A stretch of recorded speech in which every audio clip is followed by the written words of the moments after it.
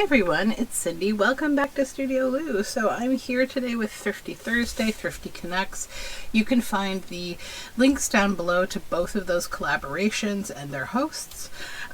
So I had actually a really good week kind of thrift haul. I only went to two different places, but one is that I don't get to very often, and they have really nice books, and they're dollar books. So anyhow, let's move on into this haul.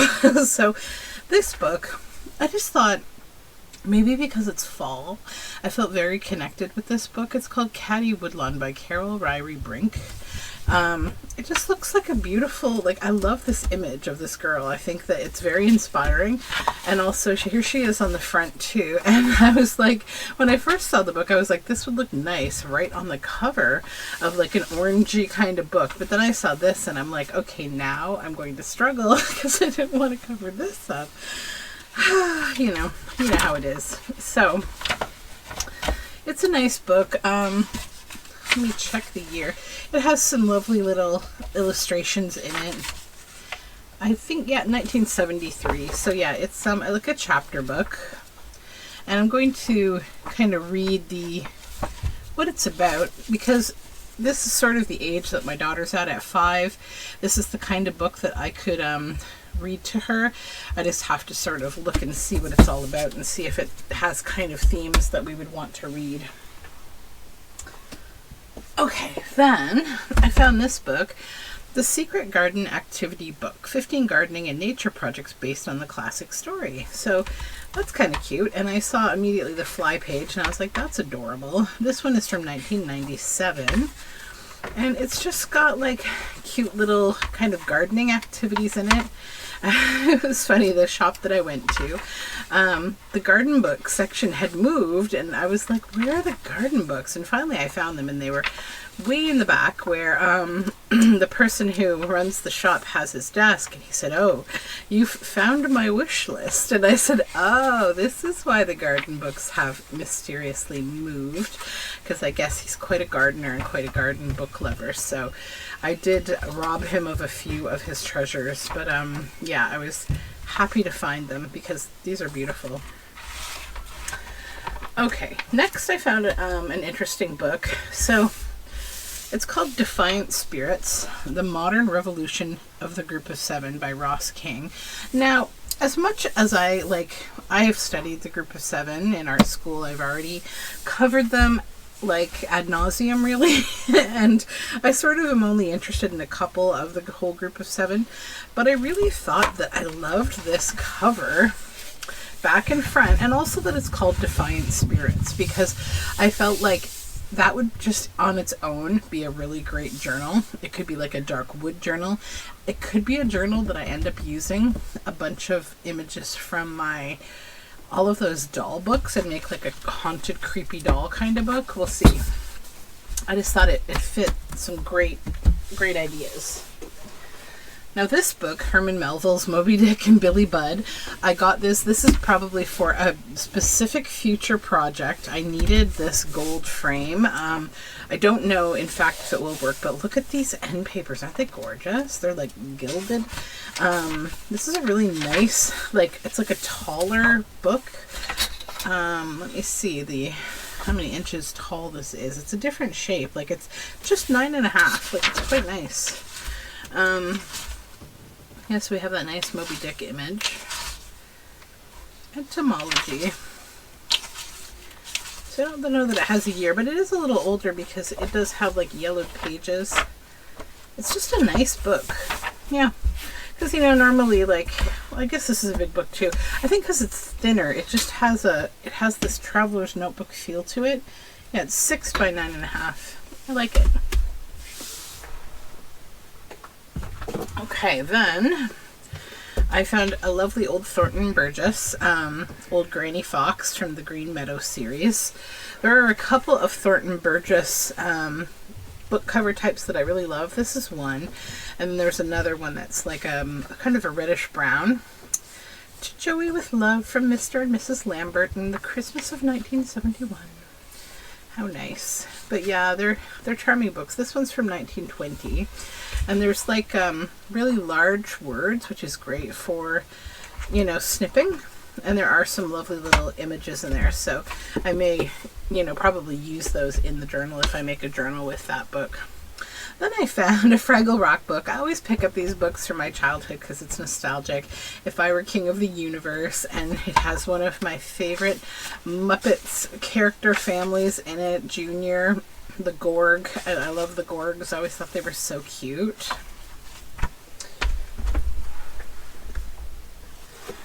And then this book, I actually have found this book before. I've probably used almost all of this book. It's called The Child, Celebration in Illustration. So it is several different illustrations of children. And they're really like nice, larger format pictures. Some are darker, some are, you know, sweet and jovial and wonderful. There's kind of a few different themes going on. It's really like a historical coverage of like children in art through the ages.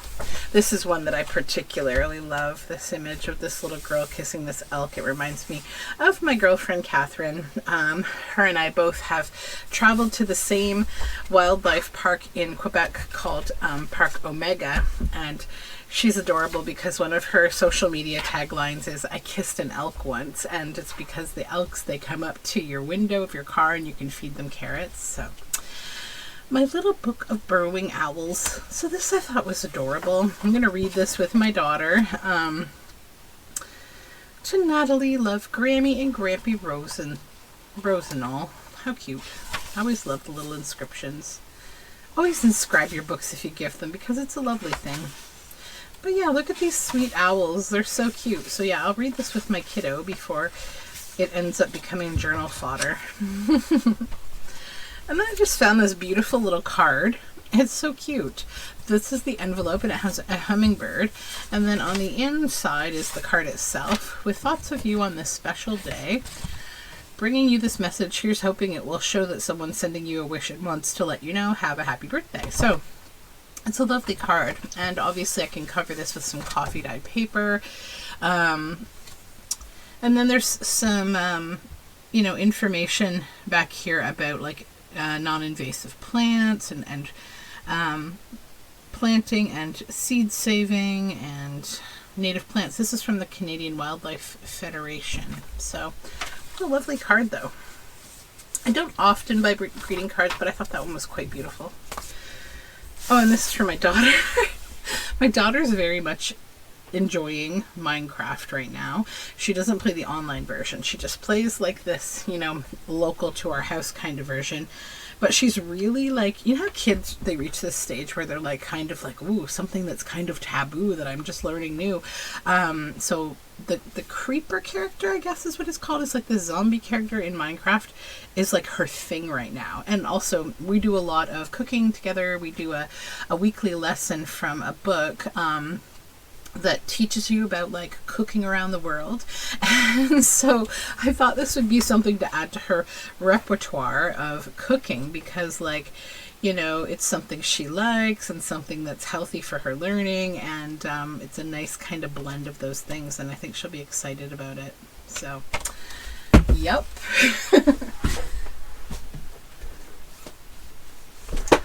And then from the treasure trove of this gentleman's hidden garden books, I've seen this book before, not wanted to pay the price that I saw it for. It's Meetings with Remarkable Trees by Thomas Pakenham. It is just a beautiful book, and I really want to read it. It's like, I am a tree hugger, and I literally am a tree hugger, and I'm obsessed with learning about trees, and this really speaks to me so much.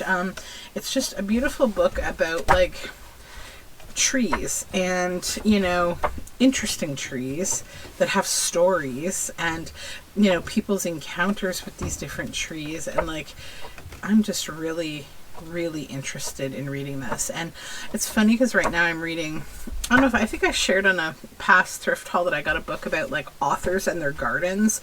So last night I was reading about I was reading that book. I'm trying Jane Austen, her garden, the Jane Austen garden. And it's funny because I just like got so into it, but I'm reading these enormous books right now. So I'm like sitting in bed holding onto these giant kind of tabletop books. So now I have another one to read.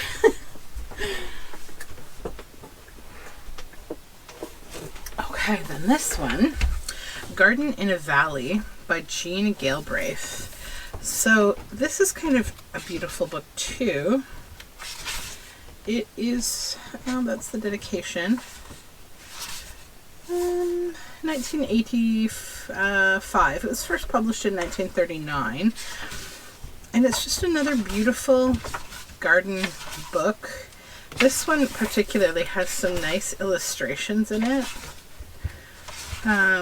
It looks like a lovely story. It's an account of a young Jean Galbraith living in the Australian countryside of the 1920s and 30s. So it's about the love of gardening and the joy of living. So kind of a nice slow life kind of book. I was watching, I completely forget the name of the YouTuber. Oh goodness, that's awful. But I was watching like an Irish slow living Black Sheep Farm, I believe is where she was, and I was watching that this morning, and it was so nice. I got up, my my husband and my kiddos were having a lie-in, watching some cartoons in bed, and I just thought, I'm going to sneak downstairs and have a coffee and watch some YouTube, and that's what I did. And then they got up, and breakfast is now being made, and I've come downstairs to film this haul video. All right, and this book, The Complete Amateur Naturalist. Now, I love this book for many, many reasons. I have one in my library that we use for nature study and learning. It's amazing for that. So if you're interested in nature study, if you're doing homeschooling, if you're just doing, nature learning with your kids, whatever, this book's amazing. But also for junk journaling, amazing. So, you've got lots of animals you can fussy cut. You've got lots of illustrations and diagrams. This was the technical section. So things get a little kind of more naturey, but it has all these beautiful kind of sepia toned images. And then lots of color images. It talks about, dye plants, fungi. It actually gives you information. Like I've made nature journals using these pages. It tells you how to do mushroom spore printing. So yeah, it's a wonderful book. I recommend it to everyone. There are so many fun things that it teaches you how to make like a whistle from a stick, and how to identify insects, making bee boxes, making your own wormery, making casts of animal footprints. So these squirrels are so cute. So yesterday I went on a picnic with my family at this lovely little park that has a forest behind it and a little river that runs through it. It's a very scenic, beautiful park. And there was this little red squirrel that was so just funny. He was chasing a bigger black squirrel everywhere. They're jumping through the trees, and there's all this, leaves coming off and cedar pieces and all this. And we look up and we just see this like fantastic chase going on through all the trees. And then eventually the squirrel jumped to the ground from a lower branch and ran across in front of us. It was so funny. So this book is Green Inheritance by Anthony Huxley, forward by my true love, David Attenborough.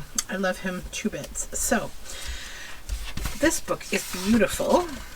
First thing I did was open this page, and I said, I need to look no further. Into the cart you go. I was just like, this is amazing. I saw David Attenborough, that flyleaf. I'm like, okay, we're done. But this book is from 1991, published in London.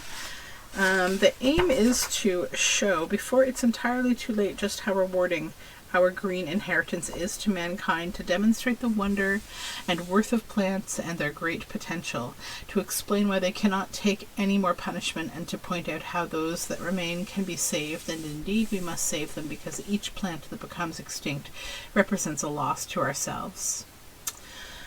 Yes, David Attenborough, whew, he's always giving us a great lot to think about. So it's just a beautiful book about the earth and plants. It's a lot of photography and a lot of this kind of illustration. I do want to, I think, read it in sections. I think I'm quite familiar with this topic and with what's in this book. I've read a lot about, you know, these kind of topics. I've also watched a lot of David Attenborough documentary that was published, you know, released in the last 5 years about sort of the changing climate and the things that we need to do. So I'm very familiar with the topic. So because of that, I feel like, yes, I can use this beautiful book, because there's a lot of lovely illustration, botanical illustration in here. So I may read sections of it, but I really did get it for journaling. I also love this big cob of corn. There's this big cob of corn here. I can do something fun with that. Okay, then I got this book because it is called Memoirs of Wool by John Smith. And there were 2 volumes, but I think I only need 1. And I was thinking about making overall like a journal that kind of celebrates wool and knitting and crochet and like just fiber arts in general, with lots of nice sort of meadow images and like vintage, like, you know, images of sheep and such. So that may happen. Yeah. So this is about woolen manufacture and the woolen trade in general. 1747 is when it was originally like written. This is the reprint from 1969. But also look at these pages, like beautiful, beautiful. Lots of beautiful text. I think I will use this book. Now I'm sort of feeling like I should have grabbed both of them, but it's okay. This shop is actually quite far from my house, and I had another book and I put it down, and now I'm thinking, why? Why did you put it down? But it's okay. Now the next book is this one, A Pictorial History of Crime. Different book, right?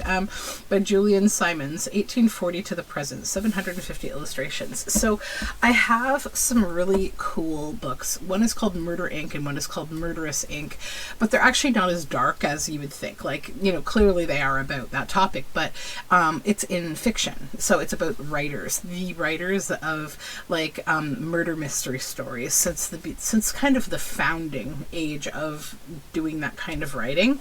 And I especially love the Murderess one because it talks about women in the field that, you know, how like it's just cool. So there are these big books like this one, but they're chock full of like information that's interesting historically and images like this that aren't graphic in any way, but they're kind of about like the process of crime and such, right? So I'm really interested in making a journal or two that are kind of like for people who enjoy, you know, crime and investigation and all of that kind of stuff. Like I'm fascinated by a lot of it. Some of it not so much. Like I'm not into anything, you know, particularly graphic. I'm not one of those people who, you know, is really into like true crime or anything. But yeah, not anymore. I used to be, I would say. But things have kind of changed in my brain. So anyways, A World of Movies, 70 Years of Film History. So I got this for another project too, that will be coming hopefully soon. It's for a journal series. This is a really well-made, beautiful book with really high quality paper. It's kind of, I think, semi-gloss or gloss, no, semi-gloss. But it has just really nice black and white film images in it, and that's exactly what I need. And the pages are extremely thick, like they're very, very thick, wonderful pages. So yeah, these are going to come in handy for this project, and it's making me, as I go through and I see these amazing pictures, I just want to get started. Betty Davis, so beautiful.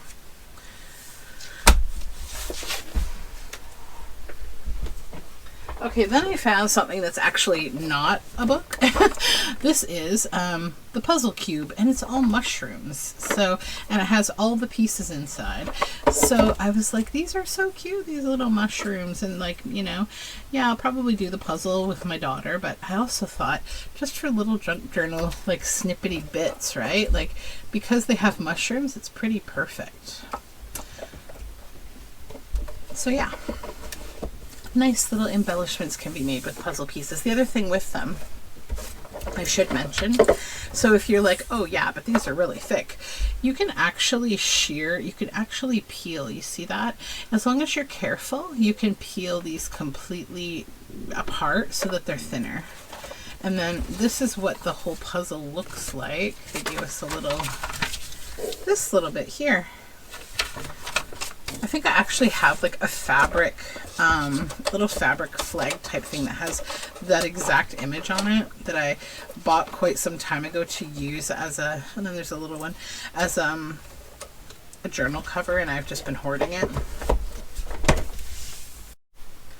Then this is the last of the books that I found on my trip yesterday, farther away. This book is The Friendly Way, and it's an Edgar A. Guest book. And Edgar Guest, I've made a journal with one of his books before and kept all of the guts of the book, basically. He's a poet, and most of his poetry is just wonderful, but this book, I just absolutely had to have it. I fell in love.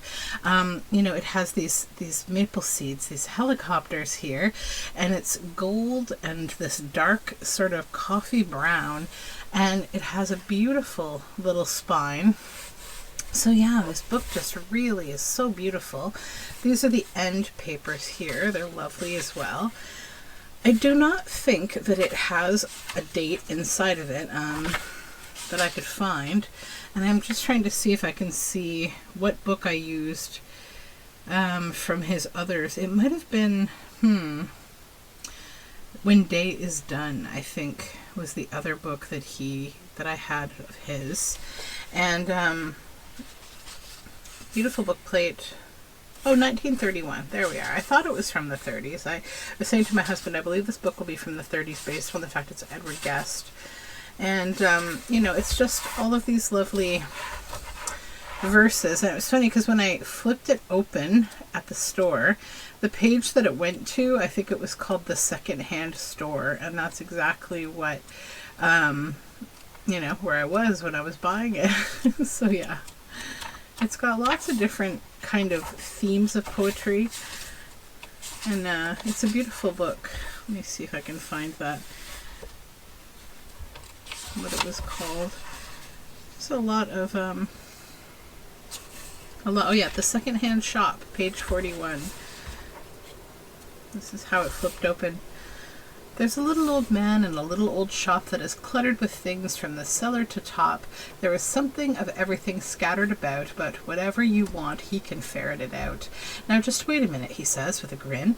I'll find what you're after. It's somewhere within this second-hand store of this little old man. I drop in to visit whenever I can, for he himself is a lovely antique, and there's something about him so gentle and meek that just like the trinkets he sells, it appears he has taken on charm with the dust of the years. I chuckle to see him go shuffling around till the treasure he seeks in the rubbish is found, and I fancy sometimes as I sit there and chat in that jumble of things, that man's mind is like that. It's a second-hand shop filled with the good stuff and cheap, gathered down through the years and all tossed in a heap. So yeah, very lovely book, very lovely poet. Reminds me of several antique shop owners that I know. So these books, okay guys, bear with me here. This is from, so we have a shop that is, it feeds the food bank in our community, and they have a thrift store, and so they have this like 10 books for $5 deal. So I always try to feather around and find something in there. They don't have great books like usually, but I usually find something. So I thought we could make the funniest ephemera with these books. Like, Can you imagine? So it's Awkward Family Pet Photos and Awkward Family Photos by Mike Bender and Doug Chernak. Now, you've probably seen online on social media the various, Instagram accounts and, pages that these accounts have. They're one of the kind of, the funnies of our time, right? So I thought we could do some really hilarious ephemera. Even I'm sorry, even in like a serious journal that's like about a topic, just putting one in would give someone a laugh, and that is 100% worth it to me. Like this picture I see, like I'm working, I'm eventually going to be making like 80s, 90s nostalgia journals. Like, you think My Little Pony, why is it escaping my mind? Popples, Wuzzles, maybe Lisa Frank type things. This woman is perfect for that kind of theme. So yeah, as we look through things, I think you can find that, you can do some really funny things with these kind of pictures. We even have the classics here, very funny photos. And I was like, I can't say no to these. They're just so funny. And the same with the people, we can change up the idea of all these classic images that we use in journals. Like if you're making a Gothic Victorian journal, perfect. Just stick one super funny picture in, right? It'd be great. So for those of you who are patrons of my journals, look out, I might get you. Next we have Nicholas at the Library. And this book, I thought, had really an interesting, maybe story. I want to read it with my daughter because it's about going to the library. But if it's a nice story, what I notice is it has all the words on one side, so it would allow me to tell a story with the actual text of the book. I've done that in the past with other children's books where, like, I build on the theme of the story and I make a whole journal out of the book. And then I found, which I never ever find, Braille books. This is, these came out of the Vision Program Library in North York, the Toronto District School Board. I was very surprised to see them. I never find Braille books. These ones are children's books, and they have these lovely little cards inside. But here's the Braille page. They're different than your regular Braille paper where like it's actual paper. These are like vellum acetate kind of. This book is 2002, and yeah, it's quite interesting because they've just overlaid like the pages, the children's book page. So the writing is here and then the Braille is there and this vellum. So it's like vellum Braille. Though I also thought this was a nice book itself, not just for the Braille, but like the images are beautiful, and it's this nice kind of woodland story of a badger. So yeah, pretty cute. Badger's New House. And the next one is another Braille book, and they've done the cover as well with this one. Knots on a Counting Rope. And this looks like an Indigenous story. Although it doesn't look like it's written by someone who's Indigenous based on the names. Maybe Archambault, but we'll see. I'd have to look that up. But this page is printed in Braille. And then again, more with the vellum. 2 sheets there. And 3 sheets. And then it doesn't look like they did Braille on the papers. But, yeah, Braille here. There is a bit of an impression on the pages, but there's some interesting images in these books too, but I mainly wanted it for the Braille vellum. It's really nice. And one more, and this one has a nice thick cover, Braille on it as well. It looks like they tore out the library card on that one.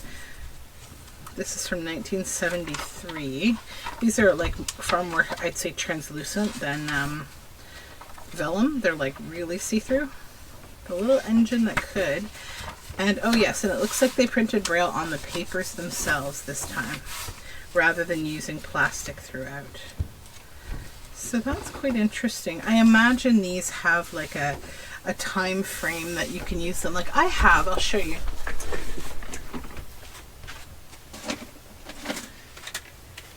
So in my area, I really struggle to find Braille paper. I never really see it anywhere. So I actually got my own Braille Impressor. So it has this little, it's somewhere in here, this little thing, this little pokey tool. So you open it up and you lay it underneath your paper, and like, you know, all your letters are here. And you can press and make like your own, you know, your own letters. Like all your dots are here rather. So like, you know, each of these has 6 dots per little section, and obviously someone who knows Braille knows what letters and what characters to use. So you just, you know, put your paper in between, lay this down, and then you have like a tool. It's not one of these, but like you press it. This would puncture the paper, but the one I have has a more dull edge, and it's just a small one. It's in this little tub at the back of my desk. But yeah, so if you can't find Braille paper, this is an option. You can get these on Amazon. Actually, they're just called like manual Braille printers or Braille punchers or something. Okay, so the next thing I got was, again, my attempt at trying to do the 10 for $5. So I found a bunch of these. Edna McCann, 1990 is this one, the Heritage book. So I guess these are kind of like Ideals magazines, but they're like a whole book. Edna McCann's popular heritage book, which through the years has delighted thousands of Canadian readers. Edna's dug into her scrapbook and come up with a wonderful assortment of quotations from the world's foremost thinkers and writers, inspiring selections from scripture, and warm, amusing anecdotes from her large and active group of family and friends. So there is like a little bit of religion in these. It's not all the way throughout. There's photography, but like they're cute little books. They're all different colors, so for journaling they're great. And then, you know, you can kind of go through them, and you can like look for things that appeal to you, right? Or special dates maybe. So yeah, all different, like, you know, things like love is a fabric that nature wove and fantasy embroidered, Voltaire. That's something that I like. You know, there's scripture if you like scripture, but lots of poetry, lots of verses, lots of nature photography.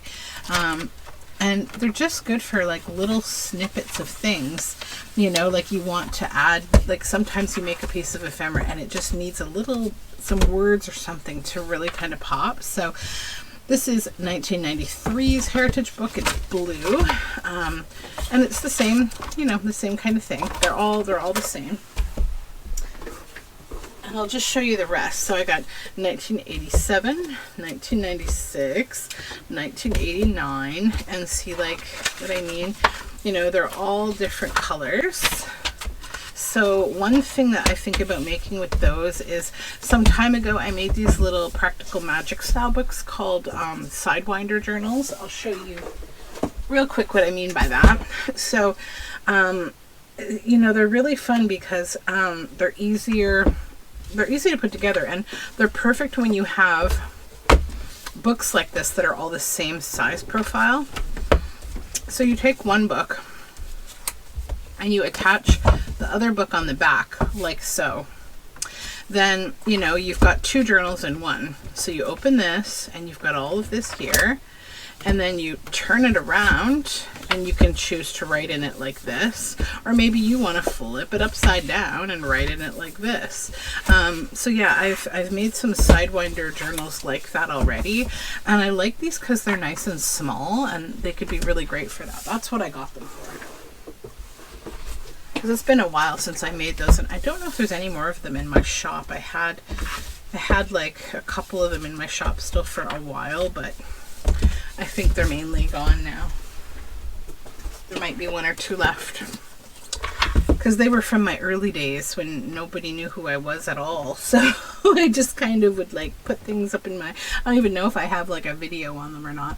But yeah, I like these a lot. They're really cute little books, nice colors, and I can definitely work with that.